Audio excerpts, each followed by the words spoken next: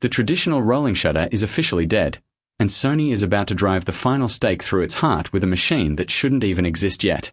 For months, the entire cinema ecosystem has been locked in a fierce debate over what Cupertino and the major camera channels would drop next. But a massive, highly credible bomb just dropped from the absolute top-tier supply chain leakers, and if these specs hold up, it completely changes the game for independent filmmakers. Word circulating directly from sources close to Sony's production lines points to a staggering reality. The upcoming Sony FX3 II is abandoning the traditional sensor architecture entirely and moving directly to a full-frame global shutter sensor. Honestly, I'll believe it when I see it, because putting that kind of tech into a compact, fan-cooled daily driver body sounds almost too good to be true. But the whispers are getting incredibly loud, and the launch timeline is locked tightly onto autumn 2026. This isn't just a minor iteration like the recent FX3A refresh that only tweaked a rear monitor and smoothed out data transfer speeds. We are talking about a structural paradigm shift that completely alters how this professional camcorder line captures motion. The immediate question floating around international analysis hubs like CineD and Sony Alpha rumors is simple. Which sensor are they actually pulling off the shelf? There are currently two competing theories ripping through the community. The first, and most logical, route is that Sony is directly leveraging the existing high-speed architecture found inside the Alpha 9 III. That camera is currently sitting on the retail shelves at a premium price tag of 93 million yen, or roughly $6,000, making it an incredibly expensive piece of silicon to mass-produce. It was the world's very first full-frame sensor to implement a global shutter, completely eliminating rolling shutter distortion, gelatin artifacts, and flash banding forever.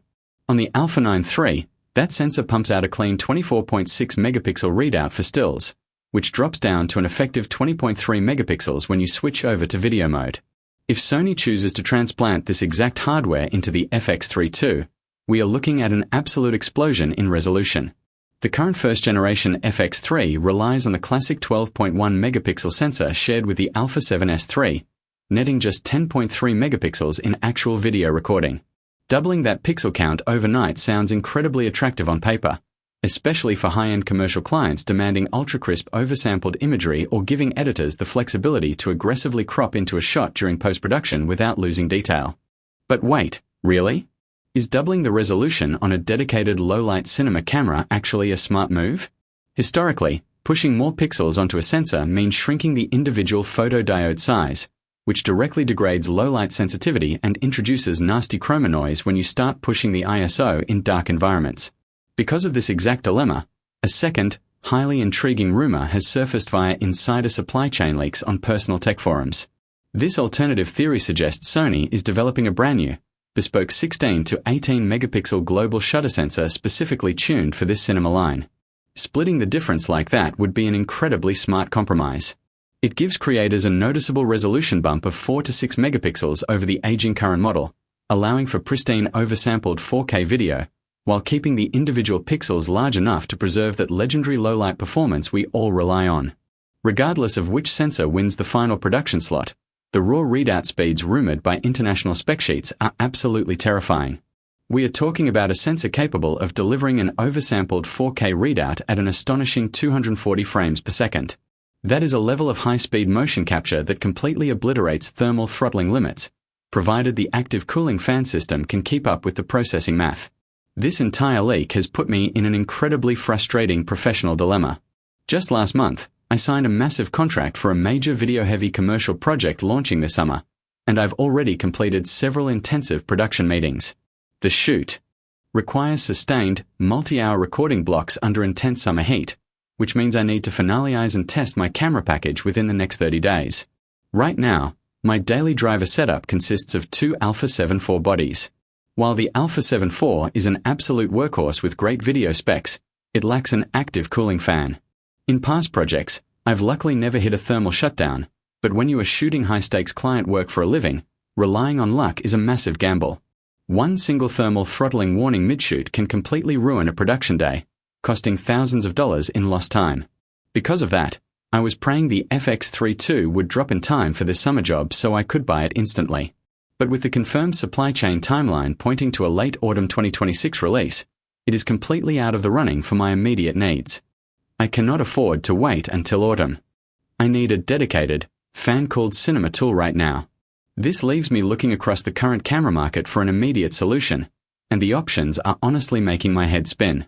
Do I just go out and buy the current, first-generation FX3 despite knowing its successor is just a few months away? Or do I pivot to a completely different sensor format altogether? I recently had a long conversation with a close colleague who handles high-end documentary work, and he strongly advised me to skip small mirrorless form factors entirely and buy a traditional, full-size professional camcorder like the FX6. But I prefer the agile, nimble handling of a mirrorless-style body that balances easily on small gimbals for solo operating. Because of that preference, I am seriously looking at a completely unexpected alternative, the Micro Four Thirds ecosystem, specifically the Panasonic LUMIX GH7. Several high-level hybrid shooters have been telling me that for long-form, heat-intensive talking head studio shoots and complex commercial setups, the GH7 is an absolute sleeper powerhouse. Its built-in fan makes thermal shutdown non-existent, and the feature set is incredibly robust for the price. I'm genuinely curious to hear from you guys on this one. If you were stuck in my position with a major summer deadline, would you buy the aging first-gen FX3, pivot to the LUMIX GH7, or just risk it all with the Alpha 7 IV bodies until the global shutter model drops in autumn? Drop a comment down below and tell me what you would do. Whichever path I choose for this summer project, there is no denying that the upcoming global shutter machine is going to be a historic release for the creator community. If the supply chain leaks are accurate about that autumn launch window, Sony is going to solidify its iron grip on the run-and-gun filmmaking market. Eliminating the rolling shutter completely in a camera of that size means you can handle fast action, aggressive whip pans, and chaotic handheld shooting without a single pixel bending out of shape. The technology is moving at a breakneck pace, and while it's frustrating to miss out on the latest hardware for my upcoming summer job, I am incredibly excited to see how this fierce brand rivalry drives the entire camera ecosystem forward. As soon as I make my final purchasing decision for this summer shoot over the next few weeks, I will drop a full hands-on review showing exactly which tool I chose and how it handles real-world client pressure. Make sure you hit that subscribe button so you don't miss that upcoming field test, and I will catch you all in the very next video.